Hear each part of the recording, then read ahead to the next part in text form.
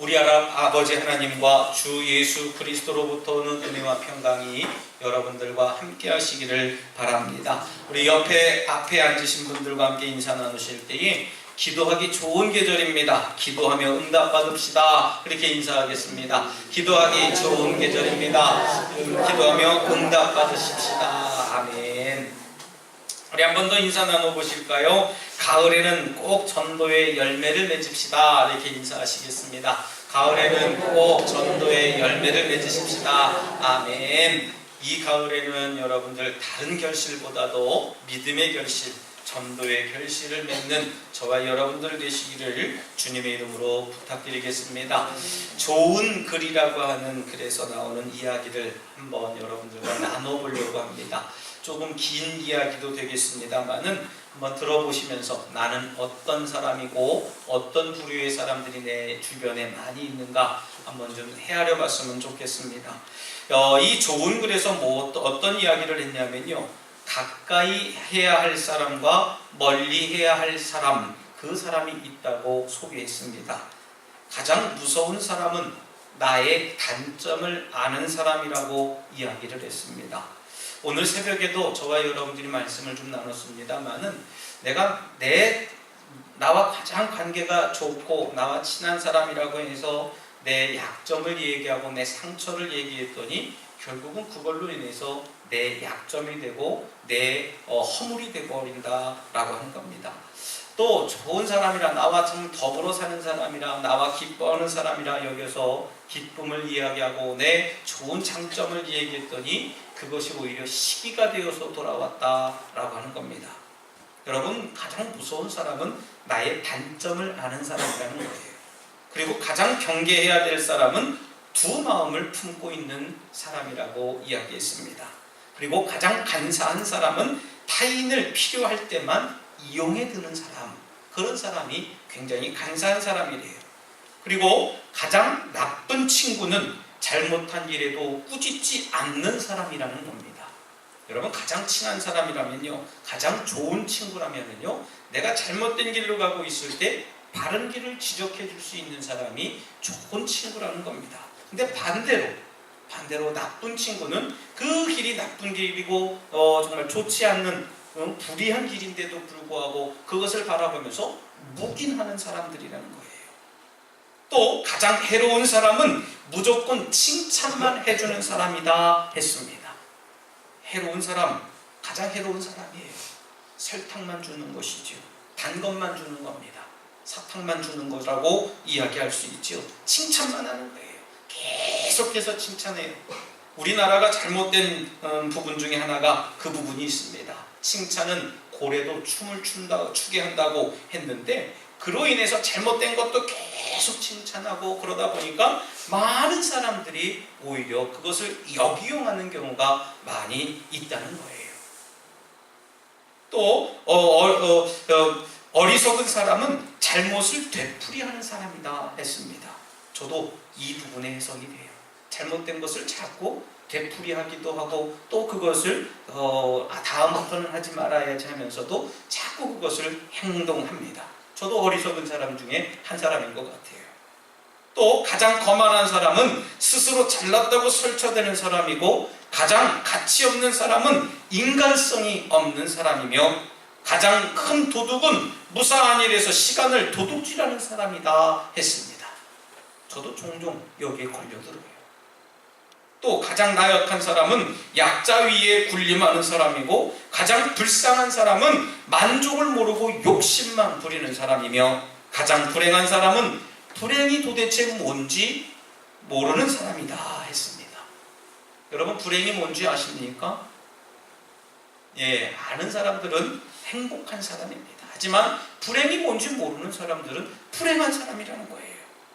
또 가장 불안한 사람은 마음의 안정을 찾지 못하는 사람이고, 가장 가난한 사람은 많이 가지고서도 만족하지 못하는 사람이며, 가장 게으른 사람은 일을 뒤로 미루는 사람이다 했습니다.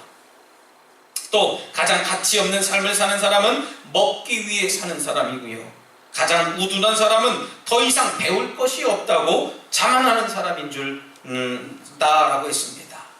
여러분, 가장 어리석은 정치가는 뭡니까? 물러날 때를 모르는 사람이고요. 가장 무서운 병을 앓고 있는 사람은 내 스스로의 잘못을 알지만 스스로 진단하고 자기 멋대로 행동하는 사람이라는 겁니다. 또 가장 파렴치한 사기꾼은 아는 사람을 사기치는 사람이다 했어요. 가장 추접한 사람은 양심을 팔아먹은 사람이고, 가장 큰 배신자는 마음을 훔치는 사람이고, 가장 나쁜 사람은 나쁜 일인 줄을 알면서 나쁜 일을 하는 사람이다 했어요. 어찌 보면 지극히 그저 그런 바른 이야기고, 또 어찌 보면 상식적인 이야기가 될 수 있습니다. 그런데 여러분, 가장 어리석은 사람이 누군 줄 아십니까? 가장 어리석은 사람은 몰라서 하지 못하는 사람이 아니라 알면서도 실천하지 못하는 사람이 가장 어리석은 사람이라는 겁니다. 자꾸 변명하지요. 알기는 알아요, 목사님. 저도 알기는 알지만 자꾸 그것이 안 되더라고요 합니다. 여러분, 남의 물건을 훔치거나 빼앗는 일, 어찌 보면 어렵지 않는 일일 수도 있습니다. 제가 이렇게 말씀드리면 남의 물건 훔치거나 빼앗는 일이 안 어렵대요 목사님, 그렇게 얘기하셨어요. 반문하시는 분들도 계시겠습니다만은 사실 어렵지는 않습니다. 어떤 거에 비해서 말입니까? 남의 마음을 얻는 것보다 말입니다. 여러분, 마음을 얻는 것이 쉽습니까? 남의 것을 가져오는 것이 쉽습니까? 물어볼 때에 저는 남의 것을 가져오는 것도 어렵고 남의 마음을 얻어오는 것도 어렵다고 저는 생각합니다. 하지만 그 중에 더 어려운 일을 꼽으라 하면 남의 마음을 얻는 일이 정말 어렵다 말씀드리고 싶어요. 그것은 몇 년이 걸리기도 하고 평생 그 사람 마음을 얻지 못할 경우도 생겨지게 됩니다. 우리가 자꾸 전도가 어렵습니다, 전도가 어려워요 라고 말하는 이유가 뭡니까? 마음을 얻는 일이기 때문에 그래요. 전도라고 하는 것은 그 사람을 그냥 육신만 데리고 오는 것이 아니라 그 마음속에 예수님을 영접하게 해야 하고 설득시켜야 되고, 그 마음속에 예수님을 마음속에 영접할 수 있도록 돕는 일이 되어야 되는데, 이 마음을 얻지 못하기 때문에 전도가 여전히 어렵게만 느껴지는 거거든요. 여러분, 사람의 노력과 의지로는 거의 불가능에 가까운 것이 바로 전도라고 하는 겁니다. 설령 전도하게 돼서 교회까지 인도했다고 여러분들 해도요, 그 영혼이 교회에 정착하지 못하고 얼마 되지 않아서 시험에 들었네, 또 다른 바쁜 일이 있어서 하나님께 내가 나아가지 못하네, 이런 여러 가지 핑계를 대고 나오지 못한다면요, 또 그것도 마음을 얻지 못했다라고 하는 겁니다. 그럼에도 우리가 여전히 전도해야 하는 이유는, 전도는 하나님의 명령이고 예수님의 지상의 명령이라는 사실을 우리가 깨닫기 때문이라는 것입니다. 여러분, 그리고 성령께서 동행하시기 때문에, 동행하시고 역사하시기 때문에 우리가 끝까지 전도의 사명을 감당해야 된다는 것입니다. 오늘 본문을 통해서 우리는 사도 바울의 제1차 전도 여행에 속한 도시, 그 도시 가운데서 있었던 여러 전도 사건을 보면서 하나님의 은혜를 나눠보려고 합니다.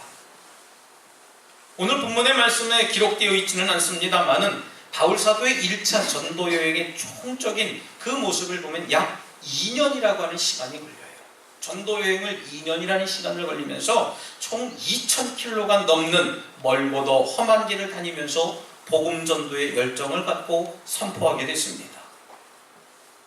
이 시간 저는 바라기는 오늘 말씀을 저와 여러분들이 듣고 마음속에 깨닫다가 내 믿음이 자라나고 하나님의 뜻을 더욱 분별하고 알게 되는 복된 시간, 또 복된 자리가 되시기를 주님의 이름으로 축원합니다. 오늘 본문의 모습을 보면 1절에 보면 이고니온이라고 하는 동네에서 복음이 시작이 됩니다. 바울 사도가 증거한 복음을 듣고 이 유대인들과 헬라인 중 허다한 무리가 믿게 되었다는 거예요. 얼마나 감사한 일이겠습니까? 그러나 믿기를 순종하지 않는 사람들도 그 계중에 있었다는 것이죠. 예나 지금이나 비슷한 상황은요, 내 자신이 하나님을 믿지 못하고 은혜를 받지 못하니까 이방인들의 마음을 선동하게 된다는 거예요. 약점을 건든다는 겁니다. 우리 주변에도요, 우리 교회는 그런 분들이 계시지는 않는 것 같습니다만은 은혜를 받지 못하고 시험에 들면 더 약한 사람들에게 찾아가서 이랬네 저랬네 자꾸 교회에 험담을 하게 되어져 있어요. 그리고 아무개가 누구 어땠네 저쨌네 이야기하면서 자꾸 동원을 일으킵니다. 무슨 얘기입니까? 자꾸 나를 동요해달라고 하는 것이지요. 그러므로 인해서 자꾸 그 마음속에 악감을 갖게 된다는 겁니다. 어리석은 사람은 자기만 안 믿으면 되는데 사악한 사람은 남들까지 못 믿게 한다는 거예요. 여러분 중요한 이야기입니다. 저 사람이 나로 인해서 믿음이 장성한 분량에 임해야 되는데 나로 인해서 교회를 끊게 되고 나로 인해서 믿음이 더욱 낮아진다는 겁니다. 참 무서운 이야기예요. 이 상황의 결과로 이고니온 시내가 이곳이 이고니온이라고 하는 동네의 그 사람들이 무리가 둘로 나눠졌다는 겁니다. 한쪽은 바울 일행을 따르는 쪽이고요. 다른 한쪽은 악한 유대인들을 따르는 자들이 생겨났다는 겁니다. 그 와중에 이제 이방인들과 유대인들과 관리들이 서로 이 두 사도를 모욕하게 됩니다. 모욕만 합니까? 아니요. 돌로 쳐 죽이자 결의를 했습니다. 여러분 우리가 복음을 전하면 수고합니다. 아유 애씁니다. 고맙습니다. 하면서 격려해주고 칭찬해주고 음료를 주는 사람들도 있지만요. 때때로 시시비비를 꼭 가리려고 하는 사람들이 주변에 있어요. 성경에 이런 하라 그랬는데 왜 당신은 그렇게 살지 못합니까?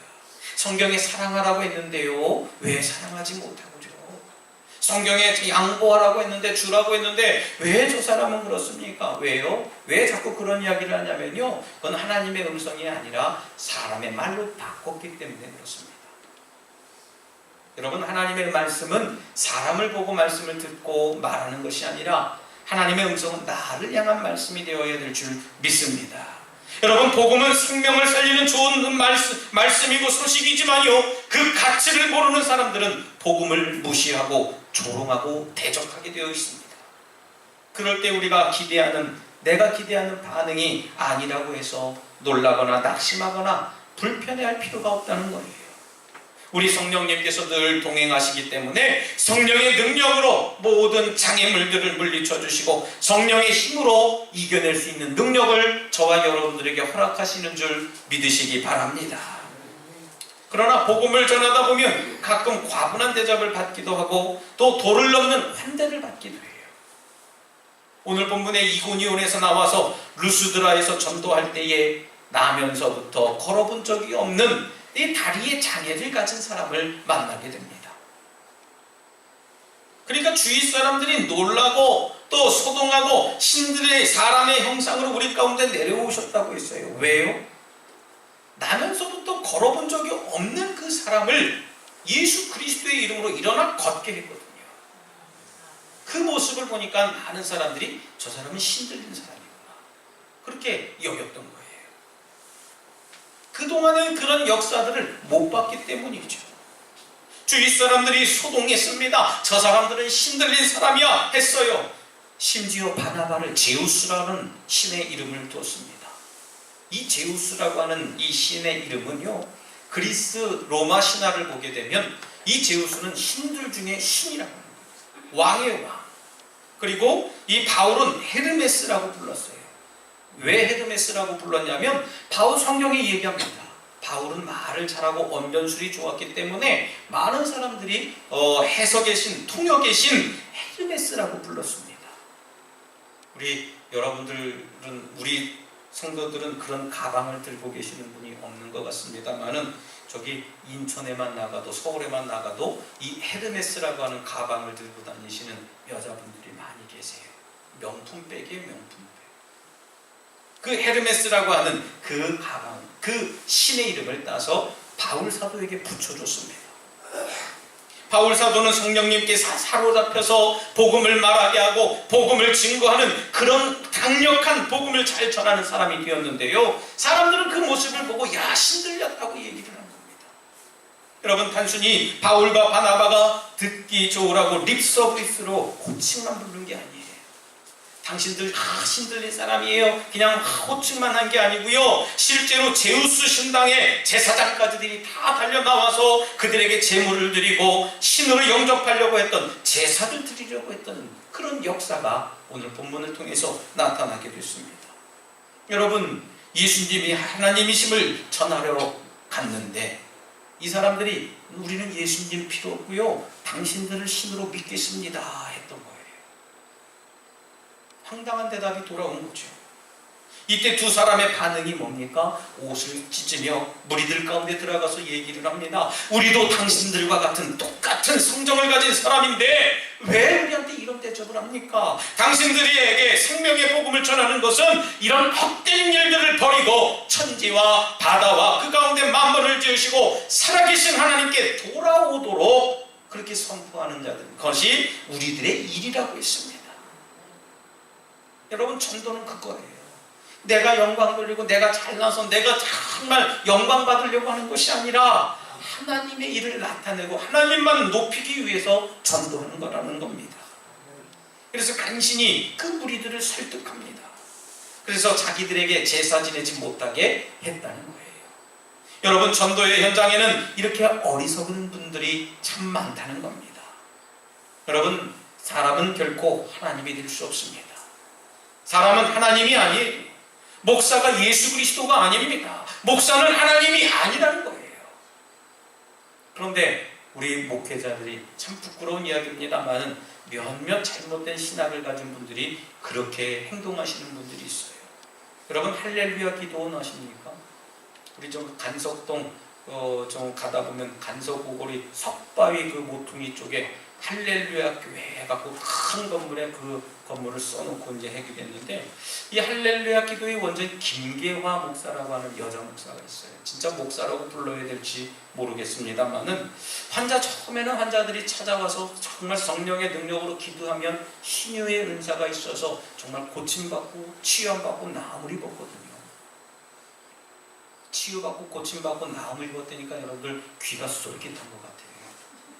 그렇다 여러분들 내일 당장에 그게 쫓아가면 안 됩니다. 마지막을 잘 들어야 돼요. 마지막을. 처음에는 그랬어요. 처음엔 성령의 능력으로 고침받고 나음을 입었다는 거예요. 그러니까 자꾸 자기가 하나님이 된 것처럼 자기가 병을 고치는 줄 착각한 겁니다. 그래서 정말 그것이 진짜 이제 가짜로 쇼를 했다는 겁니다. 가짜로 아픈 사람, 아프지도 않은 사람을 갖다 놓고서 남에게 보여주려고요. 쇼를 한 거예요. 나중에 그것이 들통이 나서 많은 어려움을 겪기도 했습니다만은 지금도 정말 그런지 모르겠어요. 그래서 제가 가볼 수도 없고 참 그렇습니다. 근데 요즘에는 인터넷이 너무 발달되어져 있어서 제가 검색을 해봤더니 여전히 거기에 다니는 사람들이 많은 것을 깨닫게 됩니다. 여러분, 무슨 얘기냐면 처음에는 성령으로 시작했다가 나중에는 육신으로 맞춰버렸다는 거예요. 인기에 영합해서 사람들 눈치 보느라 선명한 그리스도의 복음을 선포하지 못하고 사람들이 듣기 좋아하는 이야기만, 사람들이 좋아하는 일들만 벌렸다는 거예요. 여러분, 저도 참 부담스럽습니다. 여러분들 힘들게 예배당에 찾아와서 하나님의 말씀을 듣기도 하고 예배 드리기도 하고 찬송도 드리는데 늘 설교 시간 때마다 여러분들 잘못을 지적하고 여러분들 잘못했다고 자꾸 깨닫게 하고 뉘우치게 하고 반성하게 하고 또 그렇게 이야기하는 저도 굉장히 부담스러워요. 힘들게 올라오셨는데 말입니다. 근데 여러분, 아까도 말씀드렸습니다만은 늘 칭찬만 할 수 없어요. 잘못된 것을 잘못됐다고 이야기를 해야 되는 것이 제 본분이고, 또 여러분들이 신앙생활을 또 못하고 있으면 그것을 잘할 수 있도록 돕는 것도 제 사역의 한 부분이라고 저는 알고 있습니다. 또 한 사람을 소개해 볼까요? 신천지라고 하는 이단 종파가 있습니다. 이만희 씨가 거기에 교주지요. 이 이만희 씨가 사람인데 자기가 보혜사 성령이래요. 여러분들 믿어지십니까?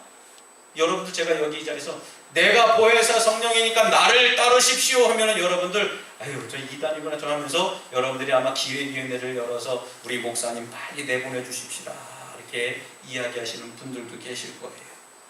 하지만 저는 그것을 하기 싫어서가 아니라 못해요. 왜요? 저는 보혜사 성령이 아니기 때문에요. 저는 그냥 사람입니다. 저도 여러분들과 똑같은 성정을 가진 사람이에요. 여러분, 이 이만희 씨는 뭐라고 얘기를 했냐면 자기는 하나님이라서 안 죽는다고 얘기를 해놓고요, 지금 후계자를 정했습니다. 김남희 씨라고 하는 사람을 후계자로 정했어요. 후계자를 정했다라고 하는 것은, 유언을 했다라고 하는 것은 자기가 곧 죽을 것을 깨달았다는 것이거든요. 여러분, 목회자는 하나님의 종일 뿐 하나님이 아닙니다. 저를 신처럼 여기지 마세요. 요즘 이단들이 얼마나 많은지 스스로 자칭 하나님이라고 하러 부르는 사람들이 너무나 많아졌습니다. 또 거기에 현혹돼서 그들을 추종하는 불쌍한 영혼들도 너무나 많아요. 지난달에는 저 인천 어느 경기장에서 이 신천지 집회를 했다고 하죠. 수만 명이 모여서 집회를 했다고 합니다. 그것을 저지하고 막으려고 우리 기독교가 애를 썼는데 결국은 막지 못했던 걸로 제가 알고 있습니다. 안타까운 일입니다. 그 중에는요, 우리처럼 평범한 사람도 있지만 법조계에서 일하는 사람들도 있다고 합니다. 의료계에서 일하는 사람, 또 여러 고위고층에 있는 사람들도 그 속에 있었다는 거예요. 그래서 우리가 더욱 복음을 잘 전해야 되는 줄 믿으시기 바랍니다. 할렐루야. 그것이 우리 사명이에요. 우리 주변을 둘러보면요, 많은 사람들이 잘못된 길로 가고 있는 영웅들이 너무나 많이 있어요. 사랑하는 우리 독수가족 여러분, 전도는 우리의 말을 전하고 나를 드러내는 것이 절대 아닙니다. 전도는 하나님만 높이고 예수 그리스도만을 증거하고 전하는 겁니다. 바라기는 저와 여러분들 모두가 복음 전도의 열정을 갖고 기도하며 태신자들에게 복음을 전하는 그런 사명을 가지시기를 부탁드리겠습니다. 여러분, 포기하지 마세요. 아직도 영혼의 갈급함을 외치며 교회에 나오고 싶어하는 이들이 우리 주변에 여전히 많다는 거예요. 지금 아마 기다릴지 몰라요. 여러분들이 교회 같이 가자, 나와 함께 예수 믿고 구원받자, 그런 이야기를 해주기를 기다리고 있는 분들이 내 주변에 있을 것입니다. 천하보다 귀한 한 영혼이 주님께 돌아오는 그날까지 저와 여러분들이 생명 걸고 복음을 전함으로 사명을 잘 감당하는 저와 여러분들 심령 되시기를 다시 한번 주님의 이름으로 축원합니다. 이 시간 함께 잠시 결단의 기도를 드릴 때, 주님, 전도는 사명인 줄 믿습니다. 하나님께 영광 돌리는 전도, 하나님의 이름만 높이는 전도가 되게 하여 주시옵소서라고 잠시 결단의 기도를 드리겠습니다. 할렐루야. 사랑과 은혜가 충만하신 하나님 감사합니다. 저희들 심령이 온전히 하나님을 향하여 바라보게 하시고 전도의 열정을 가질 수 있도록 인도해 주시옵소서. 전도는 사명인 줄 믿습니다. 전도는 하나님 주시는 명령인 줄 믿사오니 이 시간 저희들 심령이 그 명령을 잘 따라서 주님을 기쁘시게 하는 믿음의 삶을, 믿음의 자리에 설 수 있도록 아버지 도와여 주시옵소서. 주님 도와주실 줄 믿습니다. 아버지 역사해 주시옵소서. 신실하신 하나님 바라보며 나가게 하여 주시옵소서. 전능하신 하나님 감사합니다. 오늘 이 시간 저희들에게 전도의 사명을 다시금 깨닫게 하여 주시옵시고, 특별히 천하보다 귀한 한 생명에게 복음을 증거할 수 있도록 저희들에게 믿음과 소망과 사랑을 허락하시니 감사드립니다. 주님, 저희들이 그동안 전도할 때에 땅 위에 상급을 바랬다면 용서하여 주시옵시고, 하나님의 영광을 위해 감당할 수 있는 은혜를 저희들에게 허락하여 주시옵소서. 나를 죄악 가운데에서 구원하신 예수 그리스도의 이름으로 기도드리옵나이다. 아멘.